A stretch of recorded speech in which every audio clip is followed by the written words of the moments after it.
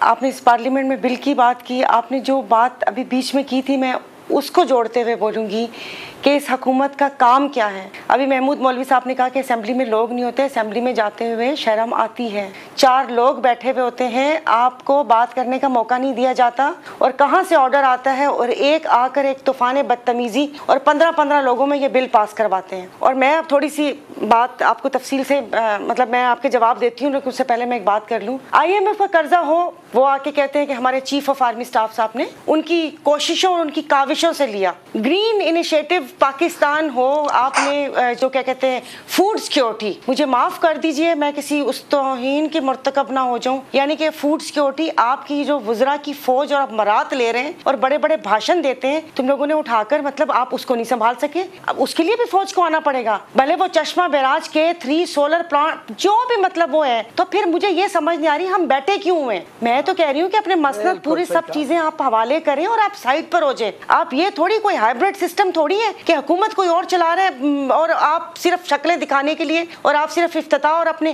فیتے کاٹنے کے لیے بیٹھے ہوئے. ابھی جس طرح یہ آج یہ بل پاس ہوا, جاتے جاتے مجھے نہیں سمجھ آ رہی کہ ان کو کیا پرابلم ہے, کیا ان کو پینک ہے, کون سی ڈر اور خوف ہے. جو یہ کر رہے ہیں یہ گھوم پھر کے ان کے پاس ہی واپس آئے گا. ایک شخص کا اتنا خوف, ایک پارٹی کا اتنا خوف, مجھے سمجھ نہیں آ رہی کہ یہ ملک میں کرنا کیا چاہ رہے ہیں. اس آرمی ایکٹ کا آپ پورا تو پڑھیں کہ کوئی یہ نہ ہو جائے تو اس پہ یہ ہو جائے گا, یہ ہو جائے گا تو اس پہ وہ ہو جائے گا. مجھے سمجھ نہیں آ رہی. ابھی آپ PIA کی بات کر رہے ہیں, میں نے اپنی ایک سپیچ میں کہا تھا کہ PIA کو خدارہ ایئر فورس 1 نہ بنائیں, اور ابھی 80 پائلٹس کی انڈکشنز کی انہوں نے اجازت دی ہے. اور میرے علم میں آپ کو اس پروگرام میں بول رہی ہوں, میں غلط بیانی نہیں کر رہی, کہ کتنے سارے ہمارے ایئر فورس کے پائلٹ ہیں جو CPL اور ALT والا کورس کر رہے ہیں کہ جو 80 کی انڈکشن ہوگی وہ ہم نے لے لینا ہے. تو بھائی سائڈ پر ہو جائے نا ہم لوگ, پھر ہم لوگ کیوں بیٹھے ہوئے. کون سے اس ناکارہ ٹولے کو ہمارے اوپر مسلط کیا ہوا ہے جو نہ وہ فیصلہ کر سکتے ہیں اور وہ کہتے ہیں کہ جی حضور جی حضور جی حضور. بھائی عوام کا تو کوئی کام کر لینا. آپ پہلے بھی یہی سنتے آئے ہیں. ابھی جمہوریت کی بات ہو رہی تھی, کون سی 75 سال میں جمہوریت دیکھی؟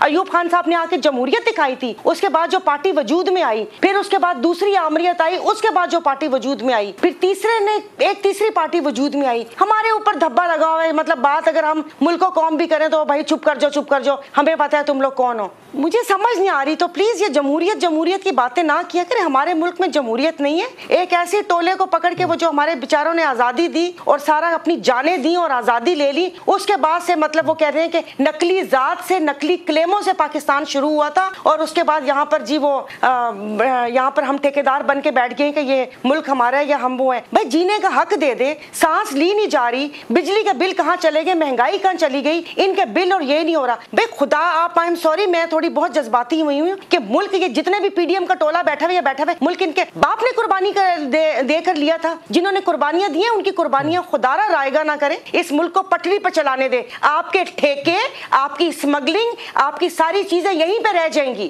جب ہم نہیں ہوں گے تو آپ کریں گے کس کے اوپر؟ بس کر دیں. پیٹ ہے کہ بھرتا نہیں. آپ ابھی FWO کی بات کر رہی تھے کہ ابھی FWO نے نالے صاف کیے تھے. FWO جب ٹھیکے لیتی ہے تو کہ نالے صاف نہیں کریں گی؟ وہ نالے صاف کرنے کا بھی تو ٹھیکہ ہی ہوگا نا. فری میں تو کسی نے نالے صاف نہیں کیے ہوں گے.